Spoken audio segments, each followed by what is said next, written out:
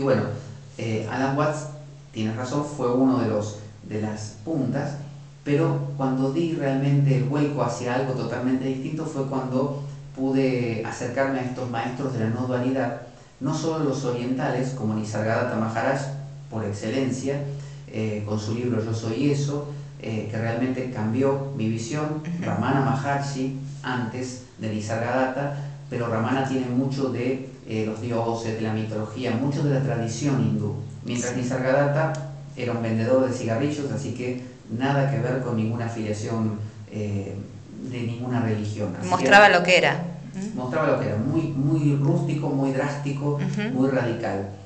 Pero bueno, seguía teniendo elementos que, como todo hindú tiene, son como misteriosos, como que dice algo y no se entiende bien qué quiso decir. Pero después conocí a Ramesh Balsekar también, mucho más occidentalizado. Me agradó mucho porque hablaba de esto de el no libre albedrío, es decir, la no libre voluntad.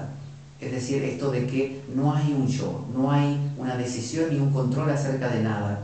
Y como toda mi fobia y mi miedo venían del exceso de control, que alguien me hablara de el no poder de controlar las cosas, el carecer de ese poder, me alivianaba, como me quitaba el mundo de encima.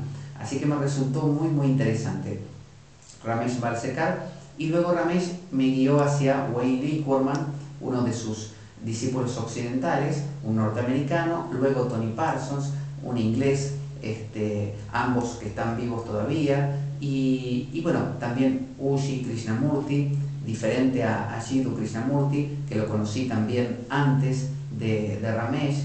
Bueno, hubo varios, pero sobre todo fueron estos occidentales como Liquorman y Tony Parsons y otros similares los que me hablaron en mi idioma, que era el idioma de Occidente, un idioma más cotidiano, más como despojando a la explicación, a la enseñanza de esos aditamentos que los hindúes les es imposible quitar porque forman parte de su tradición. Que es decir, que dentro de tu cultura occidental te sentiste más seguro. No, no es que me sentí más seguro, es como que me limpiaron un poco el espejo y pude verme. Comprendí más claramente. Era como que estos hindúes tenían estos agregados que eran muy decorativos, hablar del karma y de los distintos planos, los chakras, pero era como que embadurnaba todo, era como que generaba más una maraña que ir al punto. Y yo necesitaba una explicación directa. Más clara. Más clara. Así que estos occidentales fueron como al grano. Y al poco tiempo de escucharlos, de leerlos, pude entender de qué se trataba. Pero no fue tanto un entender intelectualmente, sino que fue como una resonancia. Era como decir, aquello de la Yativada, aquello que yo desde tan pequeño tenía como una intuición, es esto, es esto.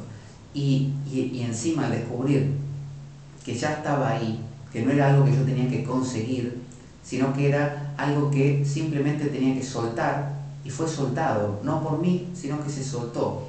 Y no hubo más búsqueda a partir de ese momento, no hubo más búsqueda. Y es lo más ordinario de lo más ordinario.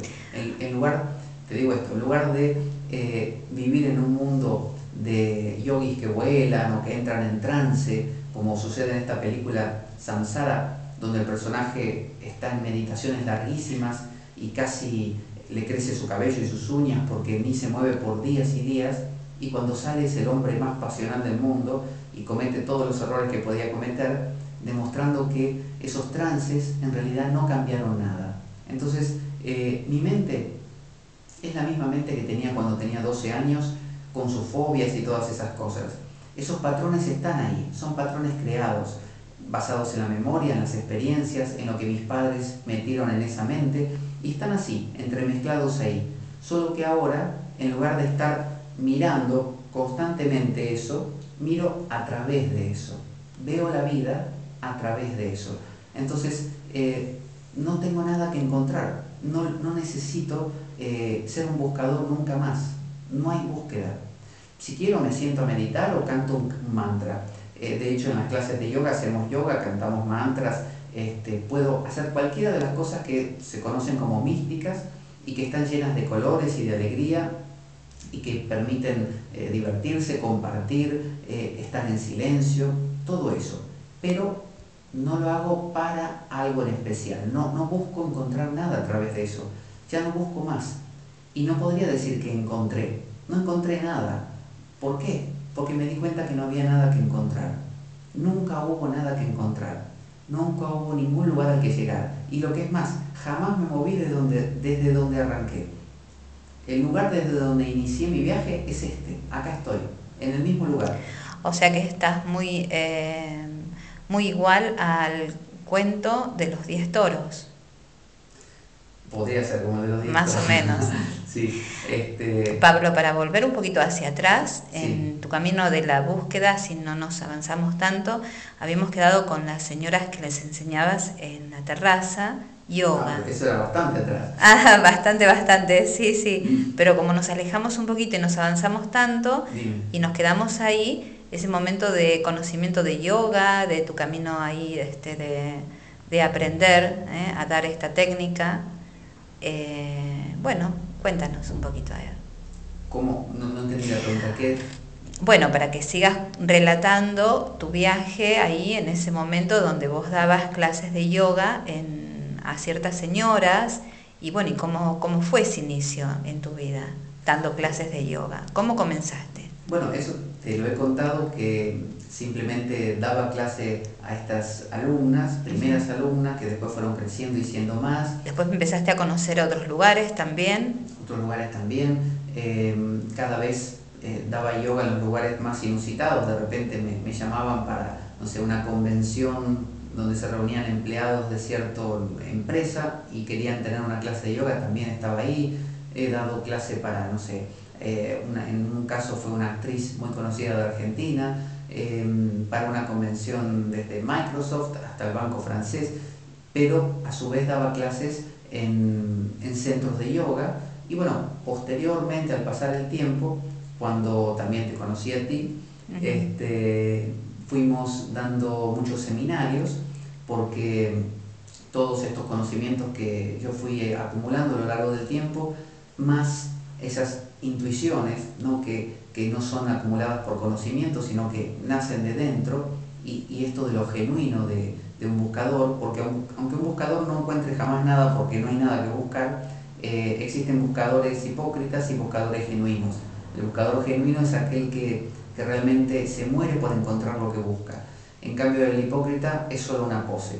En mi caso era genuino, yo estaba con una desesperación muy grande por encontrar aquello.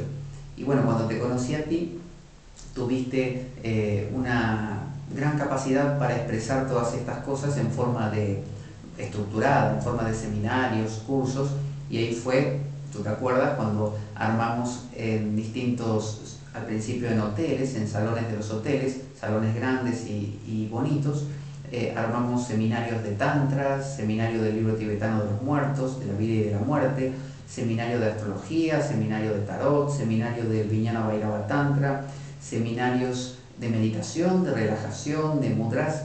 Armamos un montón de seminarios que todavía los seguimos haciendo, los seguimos desarrollando, y que cada vez que se dan, algo nuevo le agregamos, porque son muy ricos. Y como hemos hablado otras veces, esa dicotomía que yo tenía entre lo espiritual y lo material ya no está más. Ahora, esto de que te digo, de que la esencia de cada ser humano es lo más ordinario, es lo más común, y está siempre ahí, y no hay nada que encontrar, no se contradice con aquellas personas que sí lo buscan. Por ejemplo, el que hace el